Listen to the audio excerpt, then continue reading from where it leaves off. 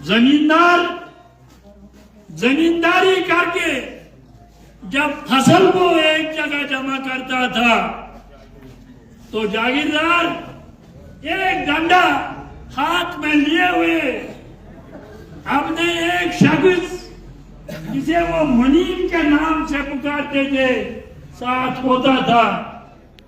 उस डंडे से निशान दिया जाता था, ये इतना फल जो है मेरे घर पहुंचाओ और ये जो है बाकी मांदा जो है वो अपने खाने के लिए रखो।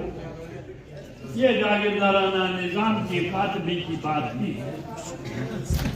रहा सवाल, अभी मेरे एक साथी ने दफा 370 की बात की। मेरे साथियों, हिंदुस्तान के साथ इलाहाक जो है वो महाराजा हरि सिंह ने 1946 27 अक्टूबर 1946 को किया, जिसकी वजह से उन्होंने 3 चीजों का इलाज किया।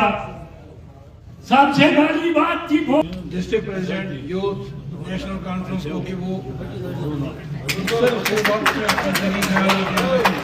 इखलाक साहब, अब मैं दावत दूंगा जनाब इश्तियाक साहब मलिक को कि वो अपने जरी ख्यालात आपके सामने रखें। इश्तियाक साहब मलिक।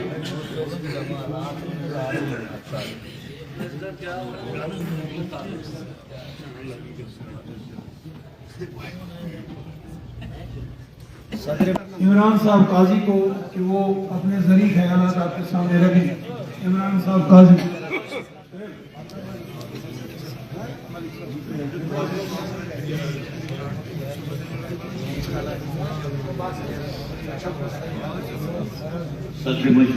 यहाँ 28 पे तशरीफ लाए निसार साहब।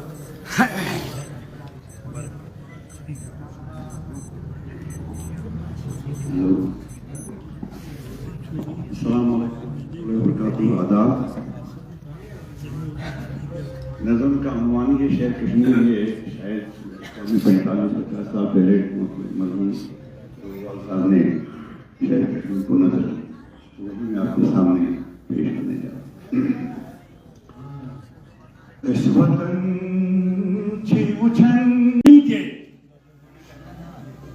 जमींदार जमींदारी करके जब फसल को एक जगह जमा करता था तो जागीरदार एक डंडा हाथ में लिए हुए अपने एक शख्स जिसे जी देखिए, पहले तो आज मुबारकबाद की बात है कि पूरे रियासत में, पूरी यूनियन टेरिटरी में जो है आज शेर कश्मीर उनको टाइटल दिया गया था, शेख मोहम्मद अब्दुल्ला साहब, उनकी 119वीं बर्थ एनिवर्सरी जो है बहुत अच्छे से सेलिब्रेट की गई। और आपने देखा कि हमारे डिस्ट्रिक्ट किश्तवाड़ हेडक्वार्टर में भी जो है हमारी पूरी तंजीम ने जो है, हमारे पार्टी वर्कर्स ने शेख अब्दुल्ला साहब की जो बर्थ एनिवर्सरी थी इसको सेलिब्रेट किया।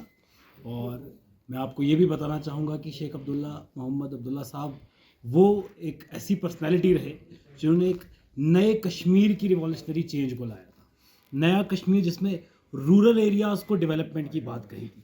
और शेर कश्मीर शेख मोहम्मद अब्दुल्ला साहब का एक यही इरशाद है कि हिंदू मुस्लिम सिख इत्तेहाद, तो वही नेशनल कॉन्फ्रेंस जो है आज भी उसी पर काम कर रही है। और हम सभी वही हिंदू मुस्लिम सिख इत्तेहाद के नारे पर आज भी काम कर रहे हैं और उन्हीं के जो है नक्शे कदमों पर जो है नेशनल कॉन्फ्रेंस आज भी काम कर रही है पूरे रियासत में। जरा सबसे पहले आपका शुक्रिया, आपके चैनल का। आज पूरी रियासत जम्मू कश्मीर में शेर कश्मीर शेख मोहम्मद अब्दुल्ला का 119वां जन्मदिन मनाया गया। उसी सिलसिले में यहाँ हर डिस्ट्रिक्ट हेडक्वार्टर पे भी मनाया गया और किश्तवाड़ में भी हमारे जिला दफ्तर में आज इसको मनाया गया। शेख मोहम्मद अब्दुल्ला, जिसको बाबाई कौम शेर कश्मीर शेख मोहम्मद अब्दुल्ला के नाम से भी याद किया जाता है, इनकी ज़िंदगी एक खुली किताब है।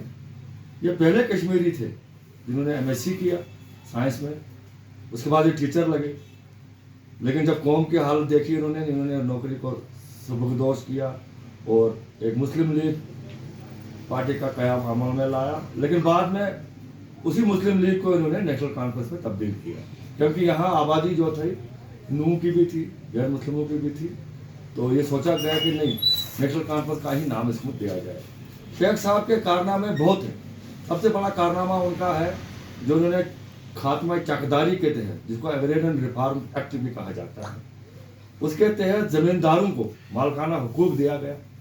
आज जो हमारे पास ज़मीनें हैं, हमारे आबा व अजदाद के पास जो ज़मीनें हैं जिसके हमें मालकाना हुकूक है, वो शेख साहब की देन है। और उसी लॉ को पूरे बरसगीर में बाद में हर गवर्नमेंट ने अपनाया और उसी के तहत वहाँ पर भी लोगों को मालकाना हुकूक दिए गए। शेख साहब एक निडर लीडर थे, उनको कौम की दर्द थी। मैं नहीं समझता हूँ कि अगर शेख साहब जैसा लीडर उस वक्त नहीं होते तो आज जो जम्मू कश्मीर की तरक्की जो हुई है आज तक, ये तय पाना मुमकिन नहीं थी।